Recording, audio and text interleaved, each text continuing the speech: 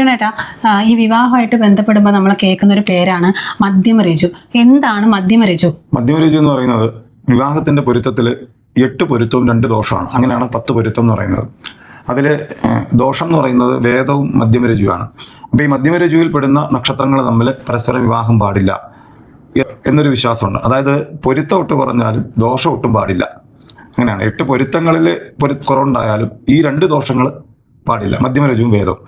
അതിൽ പറയുന്നത് മകീരമൊട്ടം പൂര പൂരാട പുഷ്യം ഭരണി അനിഴം ഉത്തട്ടാതി ചിത്തിരനാളം ഇവർ തമ്മിൽ നാളുയോഗം വരുമ്പോൾ തനയരതിലുളവാകാം മധ്യമരജു ദോഷം എന്നാണ്.